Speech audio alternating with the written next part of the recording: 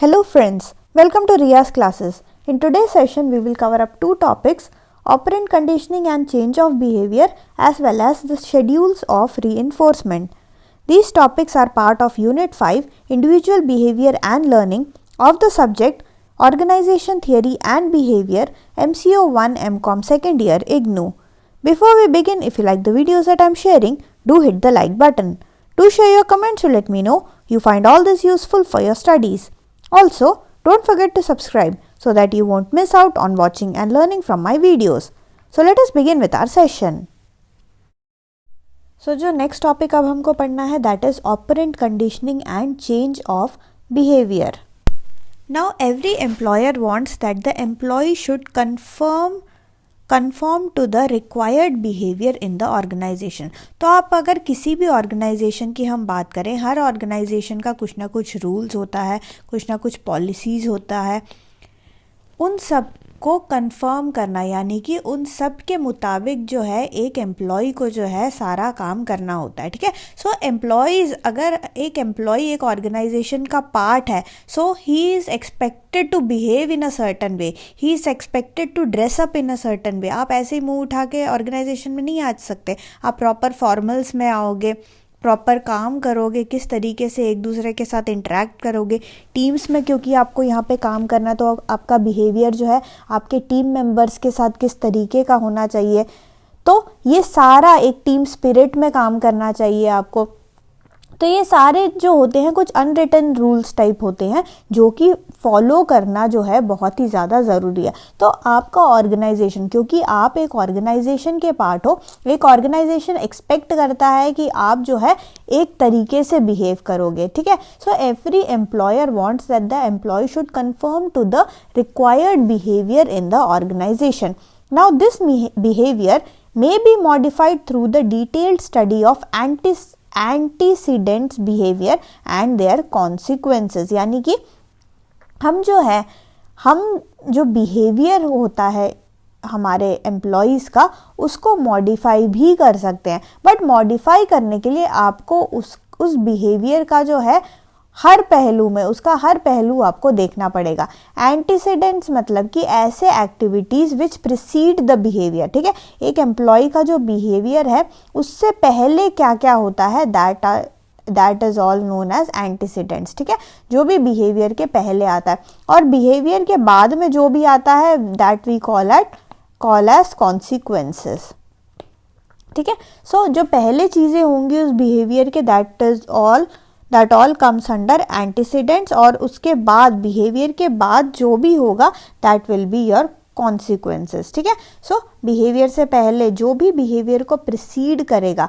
अगर हम यहाँ पे एक एग्जांपल लें, फॉर एग्जांपल अगर मैनेजर ने इन्फॉर्म किया सबऑर्डिनेट्स को कि जो भी एम्प्लॉय जो है टास्क को कंप्लीट करेगा सेम डे, उसको मैं क्या करूँगा, उसको मैं रिकॉग्नाइज करूँगा, उसका जो है शाम को मैं नाम लूँगा माइक में और बोलूँगा कि ये बंदा जो है हाई परफॉर्मर है, सब लोग इसके लिए तालियां बजाओ. ठीक है. तो ये एम्प्लॉय को मैनेजर बोलता है कि तुम जो है आज का काम अगर सारा कंप्लीट करोगे तो मैं तुम्हें अप्रिशिएट करूँगा. ठीक है. सो यहाँ पे तीन चीज़ें आती हैं. Now here the instruction of task completion is the antecedent. ठीक है. तो यहाँ पे हमें काम क्या करना है, जो बिहेवियर है उसको आप छोड़ दो, बिहेवियर जो है उसको आप छोड़ दो. बिहेवियर से पहले उन लोगों को, एम्प्लॉयज़ को कुछ ना कुछ टास्क जो है वो फिनिश अप करना पड़ेगा. यहाँ पे टास्क क्या है, उनको कोई जॉब दिया है, एक पार्ट ऑफ द जॉब उनको दिया है और वो टास्क उसको दिया है, एम्प्लॉय को बोला है कि ये टास्क जो है आपको कंप्लीट करना पड़ेगा. अब यहाँ पे बिहेवियर क्या है, कंप्लीशन ऑफ द टास्क, वो टास्क को कंप्लीट करेगा. Completion of task is the behaviour. ठीक है. इसके बाद क्या मिलेगा आपको, रिकॉग्निशन मिलेगा, दैट इज योर कॉन्सिक्वेंस. ठीक है. तो यहाँ पे हमारे पास तीन चीज़ें आ गई. कुछ चीज़ ऐसा जो आपको करना पड़ेगा, बिहेवियर से पहले आपको कुछ काम करना पड़ेगा. ठीक है. कुछ काम आपको दिया गया है, कुछ काम आपको असाइन किया गया है कि भाई आपको ये टास्क जो है वो आपको करना पड़ेगा. इसके बाद आप जो बिहेव करते हो, यानी कि आप जो है, आपको जो इंस्ट्रक्शन मिला है उसको आप फॉलो करते हो, आप उस टास्क को कंप्लीट करते हो, that is your behaviour. And finally you recognise it. Recognition में क्या होता है, जो कॉन्सिक्वेंस है, आपको रिकॉग्निशन मिलता है, ठीक है, उस काम को करने का, सो दैट इज़ योर कॉन्सिक्वेंस। तो यहाँ पे एक चीज़ मैनेजर ने एनालाइज किया, भाई अगर मैं जो है पॉजिटिव तरीके से जो है, अगर मैं एम्प्लॉय को रिकॉग्नाइज करता हूँ तो उनका जो काम जो है वो ज़्यादा अच्छे से और वो करने लगता है, ठीक है। और इसके अलावा उसने एक और चीज़ देखी कि ये जो रीइंफोर्समेंट है वो बहुत ही ज़्यादा ज़रूरी है। अब ये चीज़ उसने एक दिन करा तो ठीक है, एम्प्लॉय जो है खुश होकर घर चला गया, जो भी हाई परफॉर्मर था। बट क्या हुआ, अगले दिन भी उसने ये डे 1 में ये चीज़ किया, फिर उसने डे 2 में भी उसने यही काम किया। तो डे 2 में जब उसने अनाउंसमेंट किया कि आज भी जो काम सबसे ज़्यादा सबसे फास्टेस्ट करेगा, पूरा काम आज का कंप्लीट करेगा, उसको मैं रिकॉग्नाइज करूँगा, उसका नाम मैं माइक में लूँगा और सारे जो है तालियां बजाएंगे। अब ये सुन के जो और लोग थे वो भी मोटिवेट हो गए, वो सोचने लग गए चलो भाई मैं भी काम करता हूँ, मैं भी सारा टास्क फिनिश करता हूँ ताकि मेरा नाम भी ले, कल तो उसका नाम लिया था, आज चलो मेरा नाम ले। तो इस तरीके से क्या होता चला जाता है कि डे 2 हो गया, डे 3 हो गया, डे 4 हो गया, ऐसे आप एक कंटिन्यूअस रखोगे तो क्या होगा कि एक तरीके से बाकी लोगों को मोटिवेशन भी मिलेगा, और ये जो रिपीटिशन होता है वो जो होता है आपका रीइंफोर्समेंट होता है, यानी कि एक डिज़ायर्ड बिहेवियर जो है आप डेली डेली डेली डेली जब करते चले जाते हो वो एक तरीके से आदत बन जाती है, ठीक है। तो आदत बन जाती है मतलब कि वो जो पर्सन है, जो पूरा टीम है, उनका जो बिहेवियर है, उनके बिहेवियर में आपको चेंज ज़रूर देखने को मिलेगा। सो कहने का मतलब ये है कि जो रीइंफोर्समेंट होता है, रीइंफोर्समेंट का रोल जो है बहुत ही ज़्यादा ज़रूरी है, बहुत ही इम्पॉर्टेंट रोल है इस रीइंफोर्समेंट का। रीइंफोर्समेंट, तो रीइंफोर्समेंट का रोल जो है बहुत ही ज़्यादा इम्पॉर्टेंट है। Reinforcement plays a very important role in changing the behaviour of a person. So role of reinforcement की बात हम कर रहे हैं। सो if a behavior is followed by pleasant consequences then the behavior tends to be repeated। तो यहाँ पे हमने ये देखा कि अगर एक एम्प्लॉय को आप रिकॉग्नाइज करते हो, यानी कि पॉजिटिव आउटकम अगर उस एम्प्लॉय को मिलता है, उसको रिकॉग्निशन मिला, सब लोगों ने उसके लिए तालियां बजाई, ठीक है, क्या पता महीने के बाद उसको अच्छे काम का उसको बोनस भी मिले, सैलरी में उसको हाइक मिले, तो ये सब क्या है, एक प्लेजेंट कॉन्सिक्वेंस है, एक तरीके का पॉजिटिव कॉन्सिक्वेंस है ना। उसने बिहेवियर किया, कुछ ना कुछ बिहेवियर किया, उसको पहले हमने टास्क असाइन किया, फिर उसने बिहेवियर किया, बिहेवियर क्योंकि पॉजिटिव था उसका, उसको क्या मिला, उसको प्लेजेंट कॉन्सिक्वेंसेस मिले, यानी कि उसको जो रिवॉर्ड है वो भी पॉजिटिव मिला, ठीक है। सो यहाँ पे जो है ये देखा गया कि अगर जो है पॉजिटिव रिवॉर्ड मिलता है एम्प्लॉय को तो वो एम्प्लॉय उस बिहेवियर को रिपीट करता है, मतलब कि अगले दिन भी डे 2 में भी जब अनाउंसमेंट होगा तब भी ये एम्प्लॉय जो है अपना 100% देगा ताकि नेक्स्ट डे भी वो अच्छे से परफॉर्म करे, और कंटिन्यूस बेसिस पे जो है वो उसका परफॉर्मेंस जो है वो उसका एक अब बिहेवियर बन जाएगा। तो ये हर दिन ही जो है आपको 100% अपना एफर्ट देगा, और इससे फ़ायदा किसको हो रहा है, अल्टीमेटली फ़ायदा हमारे ऑर्गेनाइजेशन को ही हो रहा है। अब इसका जो ऑपोजिट है वो भी ट्रू है। अगर प्लेजेंट कॉन्सिक्वेंस नहीं मिला, अगर कुछ उल्टा पुल्टा हुआ, अगर कुछ अनप्लेजेंट कॉन्सिक्वेंस उसको मिला, ठीक है, कि उसने कुछ गड़बड़ हो गया, वो बहुत ही ज़्यादा डांट पिट गई, या फिर उसने काम तो 100% दिया तब भी उसको डांट पिट गई, उसको किसी ने रिकॉग्नाइज ही नहीं किया, तो क्या हो जाएगा, वो डीमोटिवेट हो जाएगा, ठीक है। अगर ऑपोजिट होगा उसके साथ, अनप्लेजेंट कॉन्सिक्वेंसेस अगर उसको मिलेगा तो वो बंदा जो है डीमोटिवेट भी हो सकता है। सो यहाँ पे रीइंफोर्समेंट का रोल जो है बहुत ही ज़्यादा इम्पॉर्टेंट है। सो अगर हम रीइंफोर्समेंट की बात करें, रीइंफोर्समेंट के टाइप्स भी होते हैं, या तो वो पॉजिटिव रीइंफोर्समेंट होगा या फिर नेगेटिव रीइंफोर्समेंट होगा। तो हम एक बार सबसे पहले पॉजिटिव रीइंफोर्समेंट को देख लेते हैं। पॉजिटिव रीइंफोर्समेंट वही कि favourable outcome of a desired behaviour, ठीक है। अगर कोई डिज़ायर्ड बिहेवियर है, उसका आउटकम जो है, अगर आपका आउटकम आपको पॉजिटिव मिल रहा है, जैसे कि आपको बोनस मिला, या फिर आपको रिकॉग्निशन मिला, या फिर आपके लिए तालियां बजी, तो ये सब क्या है, आपका फेवरेबल आउटकम मिल रहा है, ठीक है। So when behaviour matches expectations of the organisation expect कर रहा था कि आप इतना काम करो और आपने वो काम किया और आपको पॉजिटिव जो है पॉजिटिव एक फेवरेबल आपको उसका रिवॉर्ड मिला, तो that is your positive reinforcement. यहाँ पे employee performs well so that he gets appreciation, ठीक है। सो पॉजिटिव रीइंफोर्समेंट जब भी आता है आप ये देखोगे कि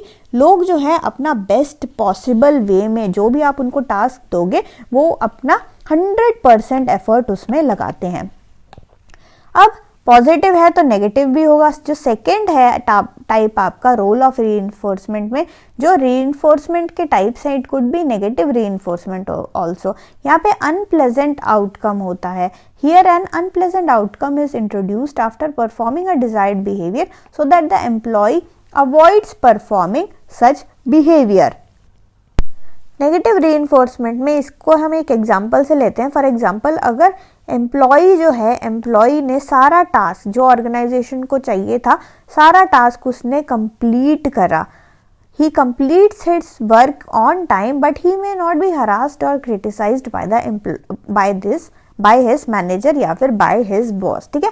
तो कंप्लीट काम करने के बावजूद उसको कुछ यहाँ हम उसको रिवॉर्ड नहीं देंगे, हम बस यही बोलेंगे कि भाई तुम्हें जो है बॉस जो है तुम्हारा जो मैनेजर है वो तुम्हें गालियाँ नहीं देगा, ठीक है, कि तुमने काम कंप्लीट नहीं किया, ऐसा करके तुम्हें कुछ नहीं बोलेगा। तो यहाँ पे उसको कुछ पॉजिटिव मिला ही नहीं, वो बस बॉस के डर से कि भाई बॉस की गालियाँ ना सुननी पड़े इसलिए वो काम कर रहा है, ठीक है। सो यहाँ पे टू अवॉइड क्रिटिसिज्म या फिर टू अवॉइड हरासमेंट वो जो है वो काम कर रहा है, ठीक है। So this actually works as a negative reinforcement with the employee, जो कि एम्प्लॉय जो है लर्न करता है to avoid by completing his task and following the order of his boss. तो यहाँ पे जो है वो ऑर्डर मैनेजर का इसलिए खाली फॉलो कर रहा है कि मैनेजर जो है शाम को गालियाँ ना दे मेरे को, या फिर शाम को जो है 10 लोगों के सामने मेरे को ये ना बोले कि तूने ये काम नहीं किया, ठीक है।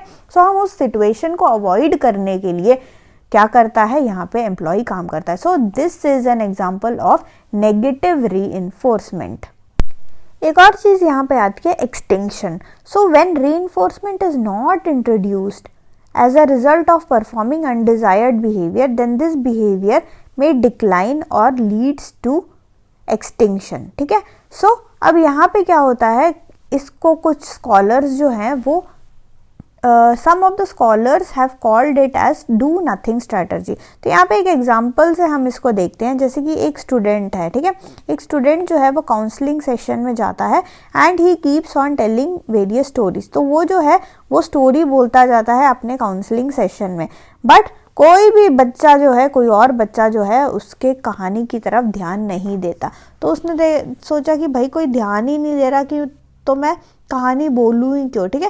सो यहाँ पे क्या कहने का मतलब ये है कि लैक ऑफ प्रेस और reinforcement abstains the student in narrating the story in the counselling session. तो यहाँ पे क्योंकि हमने इसकी तारीफ नहीं करी और उस बच्चे को बस तारीफ सुनना था, तो उसकी हमने तारीफ नहीं की, तो वो काम भी करना उसने क्या कर दिया, छोड़ दिया। अगले दिन से वो कहानी नहीं सुनाएगा, वो चुपचाप बैठ जाएगा, ठीक है। So that is your extinction. Next एक और चीज आती है पनिशमेंट की। पनिशमेंट में क्या होता है, in punishment an undesired behaviour is followed by an unpleasant outcome. So punishment में आपको जो है क्या मिलेगा, आपको पनिशमेंट मिलेगा। फॉर एग्जांपल, अगर एक सेल्स पर्सन है, सेल्स पर्सन को टारगेट दिया गया कि भाई 10 यूनिट प्रोडक्ट के आपको आज बेचना ही बेचना है, बट वो 10 यूनिट जो है प्रोडक्ट के नहीं बेच पाया, तो बॉस ने उसका क्या कर दिया, बॉस ने उसका जो भी बोनस था उस बोनस को विड्रॉ कर लिया, या फिर जो पर्क्स उसको दिए थे वो पर्क्स सारे विड्रॉ कर लिए, ठीक है।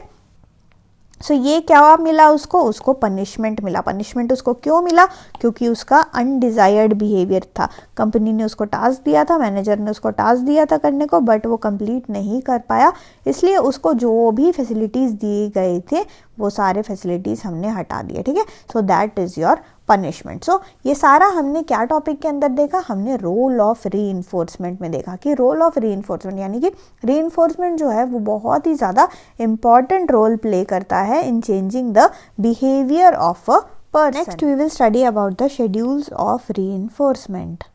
सो अब तक हमने ये देखा कि रीइंफोर्समेंट करने से जो बिहेवियर ऑफ द पर्सन है वो या तो स्ट्रेंथन हो सकता है या फिर वीकन हो सकता है। स्ट्रेंथन कब होगा? स्ट्रेंथन आपका तब होगा जब आप उसको पॉजिटिव रीइंफोर्समेंट दोगे।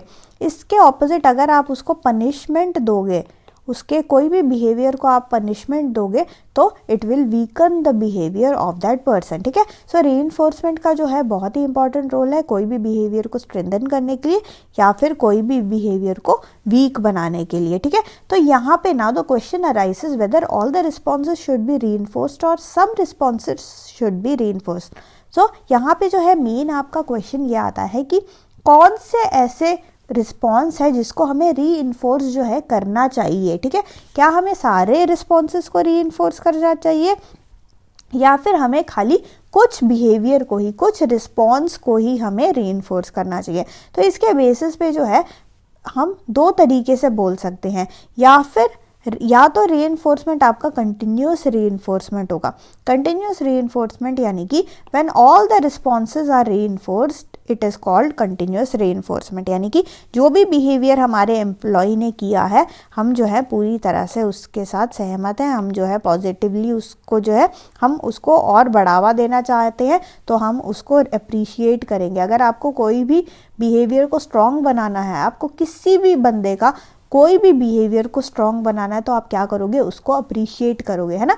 मतलब कि कोई फ्रेंड ने आपकी हेल्प करी तो आप बोलोगे अरे यार तूने मेरी हेल्प करी, थैंक यू सो मच, तो अगली बार वो फिर हेल्प करेगा। ठीक है, तो इस तरीके से छोटी छोटी चीज़ें होती हैं, बट वो चीज़ें जो है आपके बिहेवियर को स्ट्रॉन्ग या वीक बनाने में बहुत ही ज़्यादा मददगार होता है। सो अगर ऐसे responses when all the responses, अगर आप सारे के सारे उसके बंदे के रिस्पॉन्स को जो है रीइंफोर्स कराओगे that we will known as continuous reinforcement. But when only some of the responses are reinforced that is known as partial reinforcement. ठीक है, तो यहाँ पे अगर हमने सारे रिस्पॉन्सेस को, ऑल रिस्पॉन्सेस को रीइंफोर्स कराना अगर हम चाहते हैं तो that will be known as continuous reinforcement. अगर हम only few of the responses, only some of the responses को हम जो है reinforce कराना चाहते हैं that will be known as your partial reinforcement. Now the schedule used for reinforcing a response is termed as schedule of reinforcement. ठीक है, मतलब कि अगर क्या आप जो है लोगों ने आपके जो एम्प्लॉई है उसने अच्छा बहुत अपना 100% परफॉर्मेंस दिया, सारे जो टास्क है उसको उसने अचीव किया।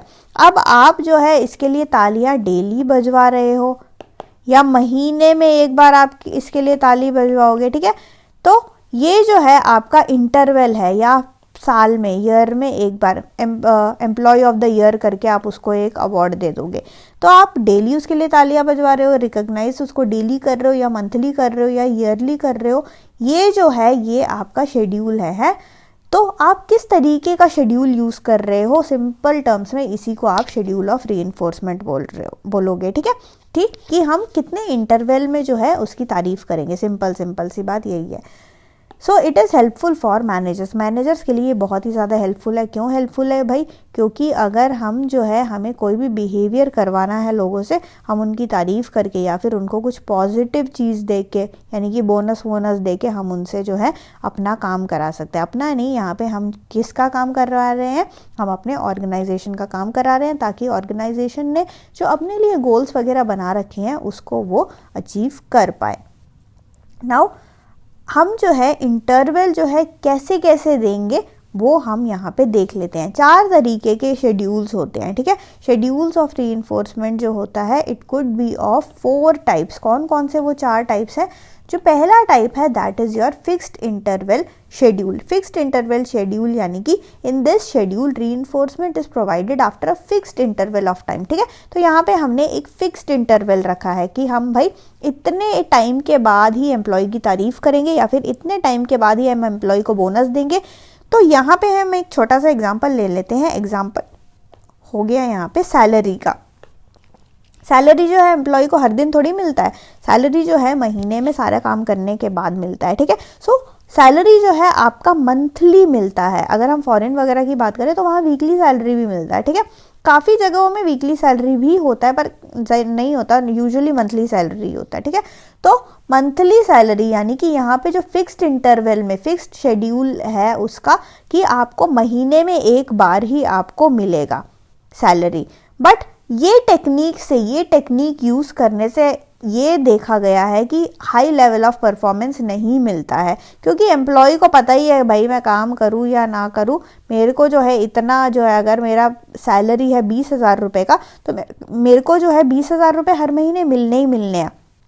ठीक है, कभी कभी मैं गाली सुन लूँगा अपने बॉस की, बट ये क्योंकि मेरा फिक्स्ड सैलरी है, मेरे को ये मिलना ही मिलना है, उसको एम्प्लॉय को ये पता है, तो एम्प्लॉय जो है बहुत ही ज़्यादा मतलब इतना काम करेगा कि उसको वो सैलरी मिल जाए। तो यहाँ पे इस केस में जो है आप देखोगे कि यहाँ पे ज़्यादा हाई परफॉर्मेंस आपको देखने को नहीं मिलेगा। ठीक है, क्योंकि यहाँ पे कोई इंसेंटिव ही नहीं दे रहे हो आप, तो वह परफॉर्म करेगा ही क्यों। सेकेंड जो है आपका आता है फिक्स्ड रेशियो शेड्यूल। सो फिक्स्ड रेशियो शेड्यूल में क्या होता है, ये सेकेंड टाइप ऑफ शेड्यूल है। यहाँ पे हम जो है reinforcement is produced based on the number of responses, यानी कि यहाँ पे हम नंबर ऑफ रिस्पॉन्स देखते हैं।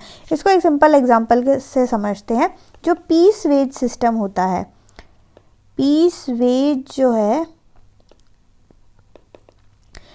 वेज सिस्टम जो होता है उसमें क्या होता है, हम एम्प्लॉय को बोल देते हैं कि भाई तेरे को जो है आज के दिन पूरा बैठ के तेरे को 50 यूनिट जो है प्रोड्यूस करना है। ठीक है, बट अगर 50 यूनिट से ज़्यादा जितना भी तू प्रोड्यूस करेगा, पर प्रोडक्ट का हम तेरे को 10 रुपये देंगे। ठीक है, पर प्रोडक्ट का 10 रुपये, जितना भी मान लो यहाँ पे एग्जांपल ले रहे हैं हम 10 रुपये का। ठीक है, तो यहाँ पे एम्प्लॉय को पता है कि भाई मैं 50 करूँगा तो नॉर्मल मेरे को मिलेगा, बट 50 के ऊपर मैं जो भी करूँगा उसके पर यूनिट पे मेरे को 10 रुपये मिल रहा है, तो वो उससे मोटिवेट हो जाएगा। वो सोचेगा भाई मैं जितना ज़्यादा करूँगा उतना ज़्यादा जो है, जितना ज़्यादा मैं अगर यूनिट प्रोड्यूस करूँगा उतना ज़्यादा मेरे को क्या मिलेगा, इंसेंटिव मिलेगा। तो ये जो है बहुत ही ज़्यादा ज़बरदस्त टाइप का क्या होता है, मोटिवेटर होता है।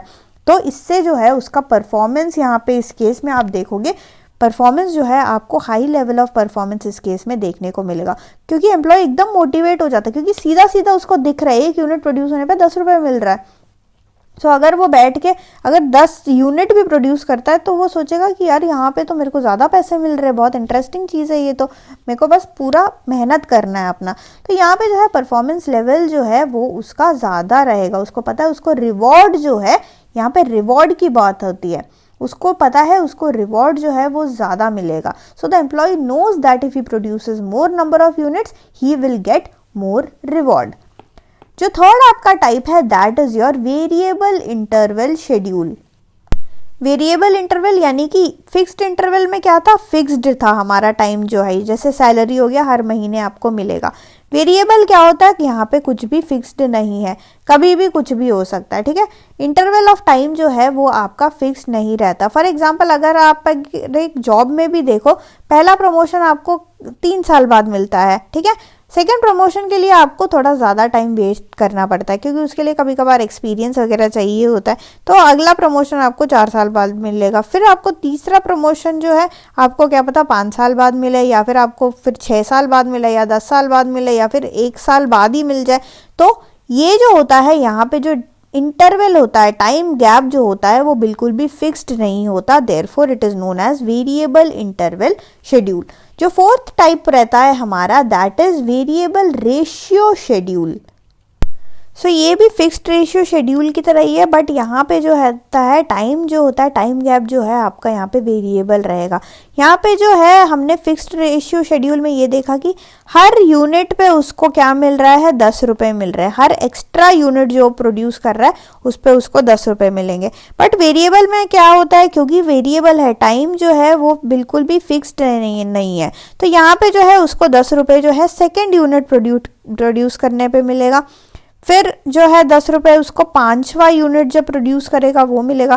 फिर वो 10th यूनिट जब प्रोड्यूस करेगा तब उसको अगला 10 रुपये मिलेगा। तो ऐसा जो है वेरी करेगा, जो टाइम गैप है वो यहाँ पे आपका वेरी करेगा। ठीक है, सो शेड्यूल्स ऑफ रीइंफोर्समेंट में 4 तरीके के हमने शेड्यूल देखे। शेड्यूल जो है 4 तरीके के हो सकते हैं आपके। फिक्स्ड इंटरवल शेड्यूल हो सकता है फर्स्ट, फिक्स्ड रेशियो शेड्यूल हो सकता है, वेरिएबल इंटरवल शेड्यूल हो सकता है, and it could be either variable ratio schedule. So thank you so much for watching. Like, share and subscribe to Riya's classes. Thank you and bye bye.